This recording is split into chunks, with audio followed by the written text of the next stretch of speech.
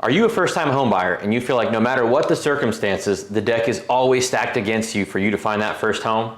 Well, in this video, I'm gonna go through some very specific steps that you can do today to make sure that when your opportunity comes, you're ready to pounce. Let's jump in.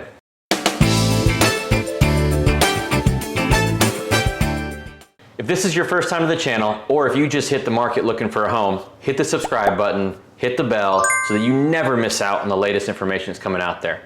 And if you want to know more now, just shoot me a text, shoot me an email, give me a call. I'd love to talk with you today on how to get you into a home. All right, you're in the market, you're ready to buy your first house, and you don't know where to start. Well, you're going to hear a lot of different things and a lot of steps, whether it comes to what your income looks like and how much money you have and where you're looking and what's your budget. At the end of the day, there's really three important things you got to think about. Number one, where's your credit? Number two, how much cash do you have? And number three, what kind of approval do you have to differentiate yourself in the market? So first things first, how's your credit look? Well, the great news is you can go and check your credit at no cost to you. Pulling your own credit report is free, and don't let anybody tell you otherwise.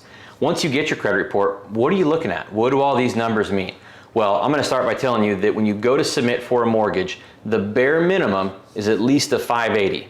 But I'm gonna tell you 620 is what you wanna strive for. Be above a 620 credit score and all kinds of options open up for you as a first-time buyer.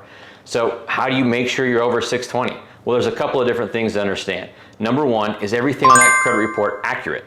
Are all the accounts your accounts? Go through it, look at it, make sure you recognize everything on there. If something doesn't make sense, call the credit bureau and ask them the question. Make sure you know everything on there is where it should be. Number two, what types of credit do you have? There's 4 types of credit that make up your credit report. There's mortgage loans, there's auto loans, there's revolving credit cards, and there's store credit cards. And not all of them are the same.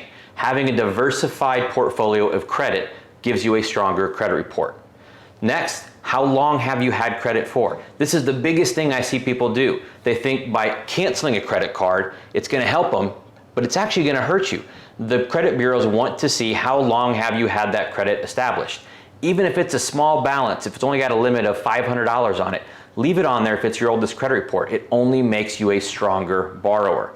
And finally, but possibly the most important, where are your balances? You need to be below a certain threshold on your balance on your revolving credit card to make sure your score is where it needs to be at. Most people will tell you make sure you're below 50%. I would say go below 30% just to be on the safe side. And guess what? The more that balance comes down, the more your credit score will go up. So keep an eye on it. Make sure all those things make sense. You're shooting for at least a 620 and you're in business.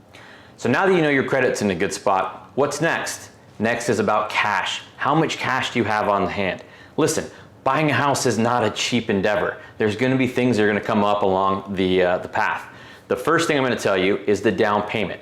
The minimum down payment you need to make sure you have ready is 3% of the purchase price of the house. There's various loan programs that work, and your loan officer can help make sure you're in the right one, but you wanna have at least 3% down to make sure you can play with all the programs that are available at your disposal. Next is gonna be closing costs. Look, when you buy a home, there's costs that come along. There's taxes, there's fees to transfer the title, there's appraisal costs, there's homeowner's insurance, there's property taxes. All these things are gonna add up. Usually, it's gonna be between 2 and 3% of your loan. Okay, so what does that actually mean? If you're buying a $300,000 house, 3% of that is gonna be at least $9,000. That's the down payment. Make sure you have that set aside. Well, your loan is gonna be $291,000. So if you wanna have at least 2 to 3% of that, I'm gonna tell you, make sure you have another $6,000 to $9,000 ready to handle closing costs. So you're looking $15,000 to $18,000 saved up, ready to go on a $300,000 purchase price.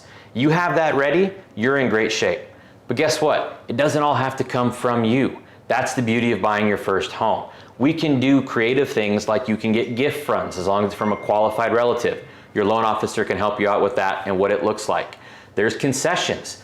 Depending on what's going on with the seller, how long they've had their home on the market, we can come and ask for concessions out of their profits to lower your out-of-pocket costs. So if you come to the table with that $15,000 to $18,000 ready to go and you have the right loan officer, we can make sure we get you into the house and save as much of that hard-earned cash that you have in your pocket so that you don't go into your house empty-handed. All right, we know where our credit's at. We know how much cash we have on hand. Now what? Well, that's the easy part. Come talk to me.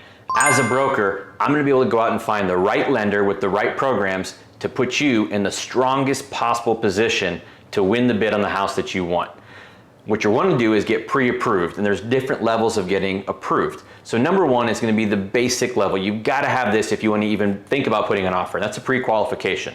A pre-qualification is nothing more than you telling me what your circumstances are, me running the numbers and saying, you know what, based on what you're telling me, I can qualify you for this loan.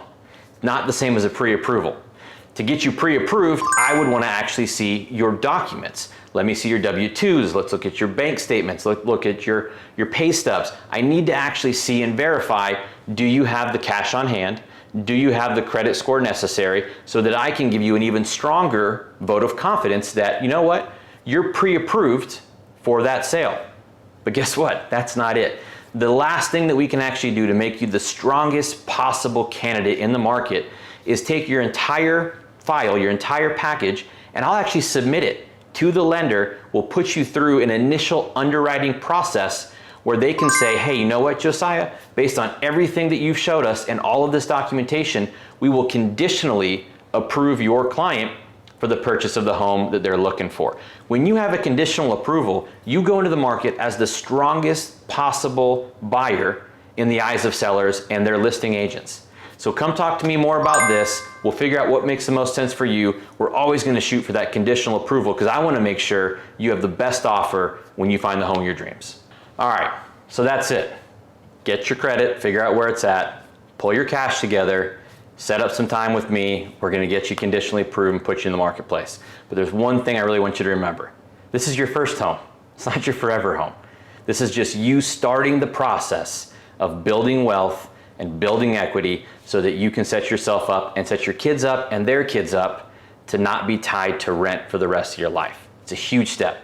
And I get it, it's scary. It's super scary. That's okay, because what you're gonna do next is you're gonna click on that button up top, you're gonna schedule some time, and we're gonna talk about what you want to accomplish, how we're gonna get there, and you're gonna let me take that fear you're feeling right now, take it off your shoulders, put it on my shoulders, let me worry about that for you. You just do the steps that you've got to do. I'll get you into a home. Until I talk to you, this is Josiah, Anchor Home Mortgage. Hope you have a wonderful day.